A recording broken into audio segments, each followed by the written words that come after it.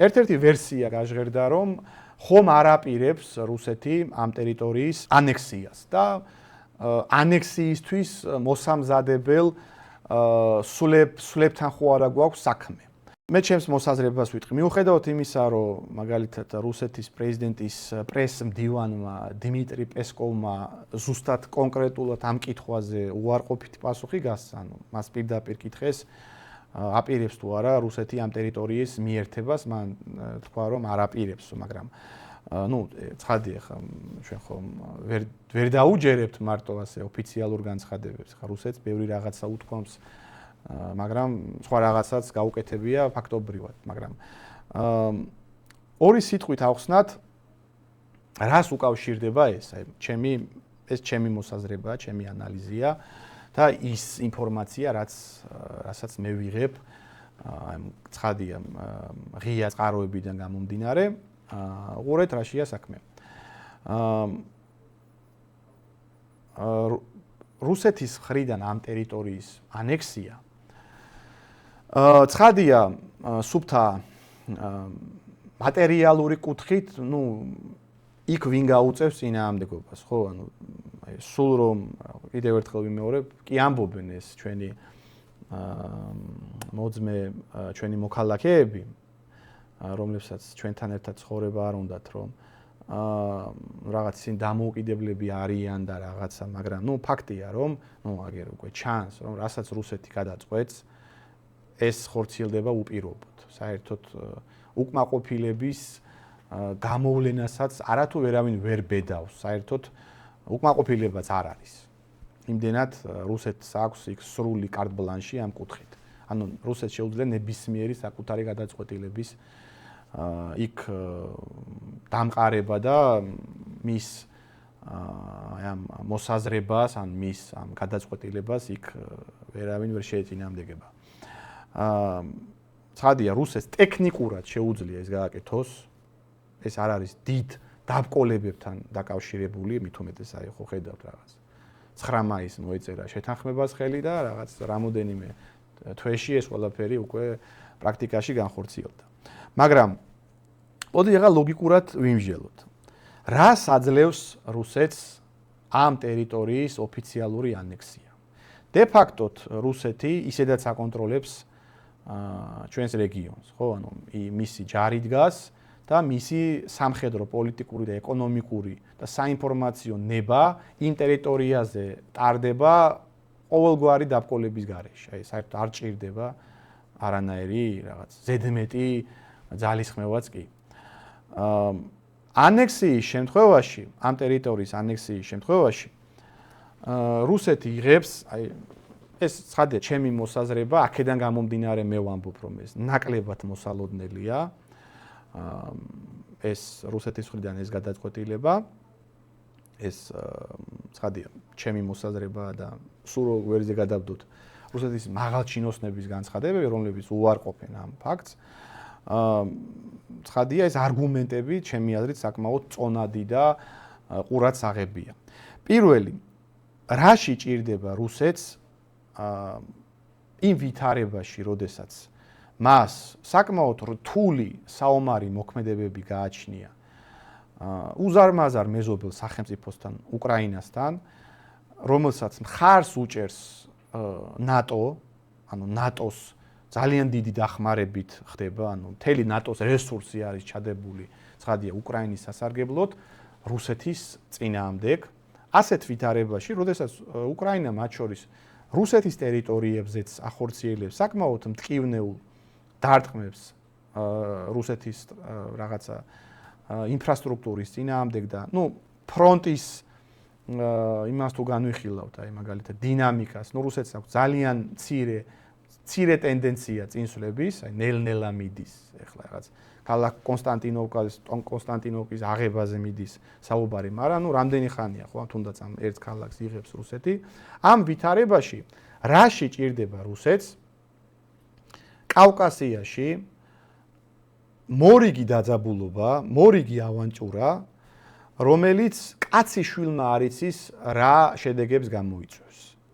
აი, სულ რო ყველაფერი გვერდზე გადავდოთ, ამ პატარა ტერიტორიის ჩვენი ტერიტორიის ანექსიით რუსეთი პირველი სამუდამოდ კარგავს საქართველოსთან რაიმე სახის კომუნიკაციას, ანუ საქართველო იძულებული გახდება, რომ ბევრად უფრო მკვეთრი და აგრესიული ნაბიჯები გადადგას, სულ რო გვერდზე გადავდოთ ახლა რაღაც საომარი მოქმედებები, ცხადია საქართველოსა და რუსეთს შორის საომარი მოქმედებები ჩვენთვის საკმაოდ მტკივნეული იქნება, მაგრამ ეგ სულ რო გვერდზე გადავდოთ, აი საქართველო ომს გამოუცხადებს რუსეთს ან რაღაცა ძალას გამოიყენებს, ის პოლიტიკური, ეკონომიკური, ლოჯისტიკური შესაძლებლობები, რასაც რუსეთი იყენებს საქართველოს გავლით.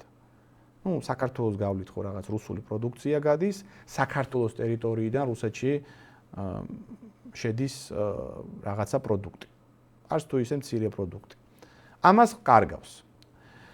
პლუს თლიანად რეგიონში, რომელიც ასევე არ არის მაინც და მაინც რუსეთის მიმართ კეთილგანწყობილი, მით უმეტეს სომხეთის უკანასკნელ არჩევნებს თუ გადავხედავთ, ფაშინიანი, რომელიც კიდევ უფრო პროდასავლურ განწყობებს ავლენს და რუსეთისგან დისტანციას იღებს, შეიძლება ითქვას, რუსეთი მთლიანად დაკარგავს სამხრეთ კავკასიაზე ყოველგვარ გავლენას, ყოველგვარ სამომავლო პოტენციალს არა მარტო ეკონომიკური თვალსაზრისით, აი ყველანაირი თვალსაზრისით.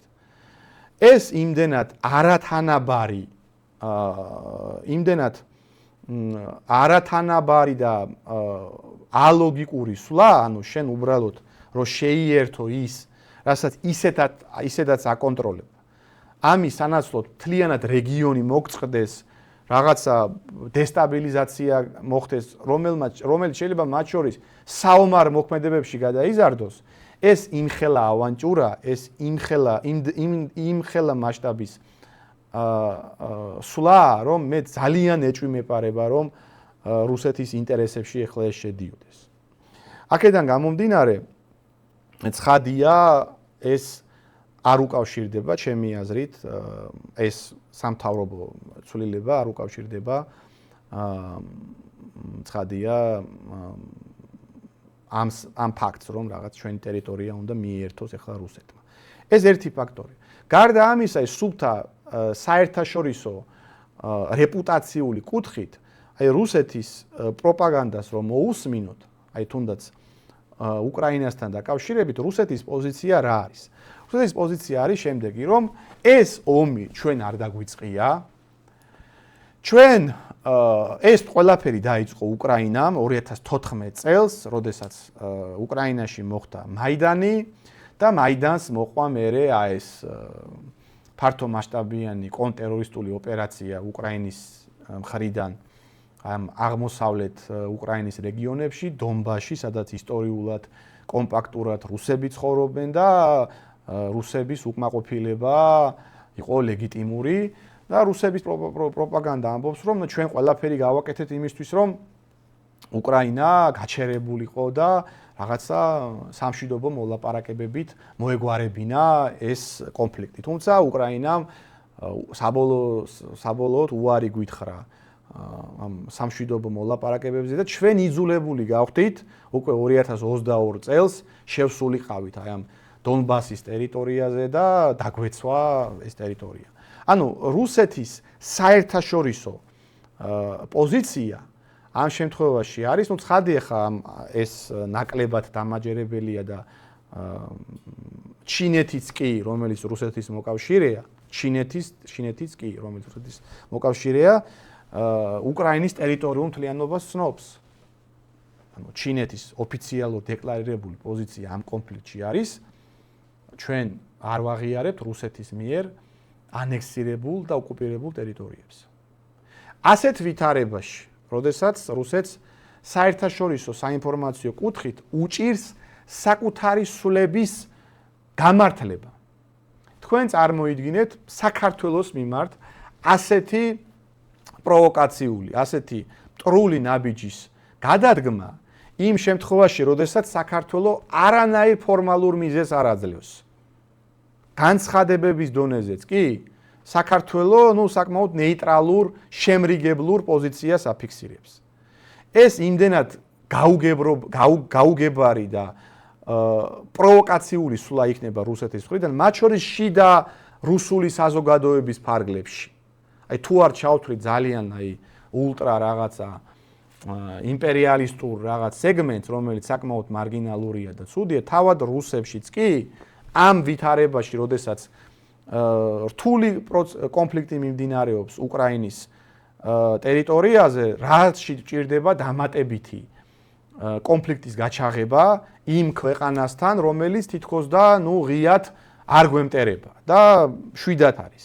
ცხადია, ამ არგუმენტებიდან გამომდინარე და იმ ოფიციალური პოზიციებიდან გამომდინარე, რომელიც თავად პესკოვმა გააჟღერა და ჩემი აზრით ეს შემთხვევით არ გაჟღერებულა. ანუ როდესაც პესკოვი თავის კონტროლირებად მედიაში რაღაცა საკითხს აკომენტარებს, იქ ხო არ არის ოპოზიციური მედია, იქ ხომ არ არის ვიღაცა TV პირველის ან ჩვენ რო ყავდა ჟურნალისტი, რომელიც მიადგებოდა ვიღაც თავრობის წარმომადგენელს და რასაც უნდოდა მოულოდნელ კითხვას დაუსვავდა, ხო? ცხადია, ეგეთი ფორმატი იქ არ არის, პესკოვი რო პრეს კონფერენციას ან რაღაცა კომენტარს აკეთებს, ყველა კითხვის დამსმელი ჟურნალისტი არის სამთავრობო მედიიდან, წინასწარ შეთანხმებულია და რაღაცა მესიჯი სპეციალურად ვრცელდება იმისთვის, რომ რუსეთის პოზიცია იქნას გაჟღერებული ან გავრცელებული მედია საშუალებების მეშვეობით. ამიტომ ჩემი აზრით ეს განცხადებებიც რუსეთის მთავრობამ იმიტომ გააკეთა, რომ რაღაც საქართველოში რო არ მოყოლოდა ამ ცვლილებებს რაღაცა დიდი ნეგატიური რაღაცა საზოგადოებრივ ნებათა ღელვა. მე ამას უკავშირებ მის ამ განცხადებას. აი რუკასაც რო დავხედოთ, აი ძალიან თვალში საცემია ეს ყველაფერი რუკით. აი უყურეთ მთლიანად აი ხა ეს ტერიტორია, აი სამაჩაბლო, რასაც ვეძახი ჩვენ, ეს არის ფართობით 3900 კვადრატული კილომეტრი, ხო? ყველაზე მსხვილი ქალაქები, ცხინვალის ჩათვლით, ეს არის, ქართლის, შიდა ქართლის, ცენტრი, აი მაგალითად ხა გორიდან ცხინვალამდე არის, რამოდენიმე კილომეტრი, ხო, რამოდენიმე ათეული კილომეტრი და შესაბამისად ინფრასტრუქტურა იქნება, ეს კომუნიკაციები იქნება, ლოჯისტიკა იქნება, ყველანაირად ეს ტერიტორია გეოგრაფიულად მიეკუთვნება საქართველოს. ანუ გეოგრაფიულად მე, როდესაც ვამბობ, აქ რაღაც მარტო ისტორიულ ჭრილში კი არ განვიხილავ. მე ვამბობ, საერთოდ ნებისმიერ სახელმწიფოს აქვს თავისი გეოგრაფიული, ეკონომიკური კავშირი, რომელიც ისტორიულად ყალიბდებოდა. აი მაგალითად რომელი ქვეყანა რა ფარგლებში, რა ტერიტორიაზე ვითარდებოდა, მაგას დიდწილად ისტორიის და პოლიტიკის გარდა განსაზღვრავდა გეოგრაფია.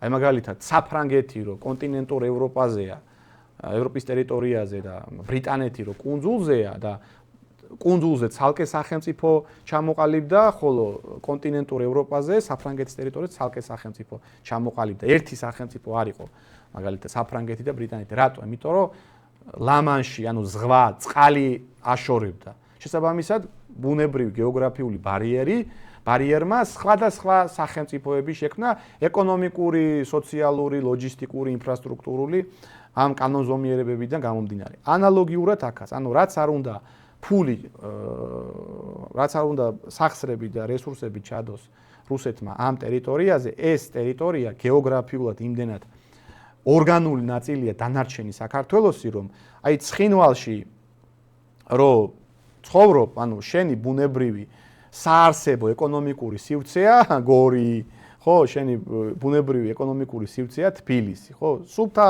გეოგრაფიით განსაზღვრავ, ხო? აი რაღაცა რომ აი რაღაც დაუშვათ ვაჭრობა გინდა სიტყვაზე თქვა, ხო? ანუ გორი ცხინვალიდან გორში რაღაც 15 წუთში ჩამოხვალ, ვიდრე ცხინვალიდან ვლადიკავკაზში, ხო? რაღაც ჯერ მთის სერპანტინი უნდა გაიარო, მერე როკის გვირაბში უნდა შეხვიდე, იქ უნდა 3-4 საათი საზღვარზე იდგე, მერე ანუ ერთი მთელი დღე გინდა, იმიტომ რომ ჩრდილოეთ კავკასიაში უნდა გადახვიდე, საერთოდ ქედი უნდა გადალახო ამ კავკასიის.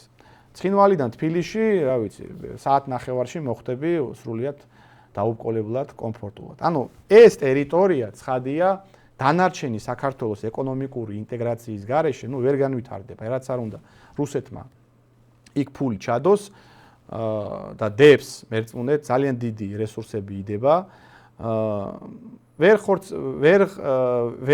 ხდება დანარჩენი საქართველოს ჩართულობის, ეკონომიკური ჩართულობის გარეშე ამ ტერიტორიის განვითარება და რაღაცა იზოლირებული წარმონაქმნია, რომელიც ნელ-ნელა ასე კვდება.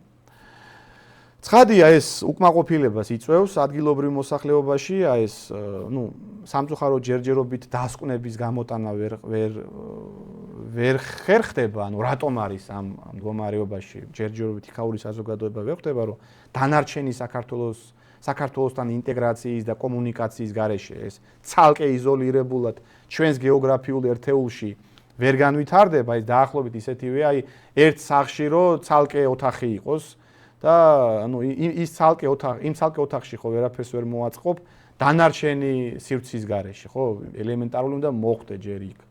ხო და ფანჯრიდან უწევთ ახლა შესვლა, დაახლოებით ეგეთი ის არის პარალელი, წარმოიდგინეთ ერთი დიდი ბინა, რომელიც მრავალი ოთახიდან არის აშენებული და ერთ-ერთი ოთახში მოსახვედრად იზოლირებულად ერთ-ერთი მცხოვრები იყენებს ფანჯარას. ხო არ არის ეს ლოგიკური, ხო, იმისთვის რომ ის გამოიყენო მათ შორის ის ოთახი მთლიანად ბინასთან უნდა კონდეს წტომა, ხო, კარით უნდა შეხვიდე, რაღაც სამზარეულოში გახვიდე და ასე შემდეგ. დაახლოებით ასეთი ანალოგი შეგვიძლია მოვიყვანოთ ამ ცხინვალის რეგიონთან დაკავშირებით. და ეს დასკვნები რო არ კეთდება, ხალხი უკმაყოფილებას ცხადია თავის იმ თავრობებს უფიქსირებს და შესაბამისად თავარი პასუხისმგებელი ვინ არის, ხო, ეხლა მიუხედავად იმისა, რომ ეს ტერიტორია თითქოს და რაღაც დამოუკიდებლობას აცხადებს, ცხადია ყველა ხვდება, რომ რუსეთი არის მთავარი ფაქტორი, ხო, რუსეთის როგორც აღვნიშნე რესურსებით, რუსეთის პირდაპირ დაფინანსებით ხდება ყველაფერი. ხვალ რომ რუსეთმა თქვას, მე თქვენ არ გაფინანსებთ, არ მაწყობს თქვენი დაფინანსება, ეს ტერიტორია ავტონომიურად ვერ იარსებებს, არ არსებობს შიგნით ამ საზღვრებში დანარჩენი საქართველოსთან ინტეგრაციის და დანარჩენი საქართველოსთან კომუნიკაციის გარეშე ამ ტერიტორიას ავტონომიურად არ შეუძლია თავის გამოყვებაც კი. შესაბამისად, ცხადია რუსეთი არის მთავარი ფაქტორი, მისი გადაწყვეტილება იქ სრულდება შეიძლება ითქვას უპირობოდ და ერთ-ერთი ასეთი გადაწყვეტილებაც იყო ამ ადგილობრივი მწირი ადამიანური რესურსებიდან გამომდინარე, რუსებმა ჩათვალეს, რომ ჯობია პირდაპირ თავისი წარმომადგენელი დანიშნონ, რომლის მეხრეობითაც ისინი ფიქრობენ, რომ ალბათ ნაკლები კორუფციული სქემები იქნება, ეს დახმარებებიც ნაკლებად იქნება გაფლანგული და იმიტომ რომ იქ ეს ასეთ ტერიტორიებზე, ასეთ დე-ფაქტო ტერიტორიებზე ცხადია იქ არის რაღაც არანორმალური კორუფცია პარალელურად იქ იქ არ არის არანაირი სამართლებრივი სივრცე და შესაბამისად ის დახმარებებიც რომელიც რუსეთიდან მოდის რომ აღვნიშნე საკმაოდ მსხვილი მასშტაბის ის დახმარებებიც რეალურად საბოლოო ადრესატამდე ვერ მიდის ან მიდის ძალიან უკვე მცირე ფორმით და რაღაცა ძალიან პატარა დოზით იმიტომ რომ ვინც მონაწილეობს ამ კორუფციულ ჯაჭვში და ძირითადად თავრობის წარმომადგენლები არიან ისინი ცხადია ამ სახსრებს და დახმარებებს ძირითადად პირადი მიზნებისთვის იყენებენ და ჯიბეში იდებენ. შესაბამისად რუსების წარმოდგენით აი ასეთი პირდაპირ თავისი ფედერალური დონის მაღალჩინოსნის დანიშვნით ის მათ უშუალო კომუნიკაცია ექნებათ და აი ამ ადგილობრივ ელიტებთან, ადგილობრივ პოლიტიკურ გუნდებთან ნაკლები კომუნიკაციით მოხერხდება უფრო ეფექტურად ამ ტერიტორიის მართვა და მათ შორის რაღაცნაირად ეკონომიკური თვალსაზრისით რაღაცა გაუმჯობესება იქაური მდგომარეობის.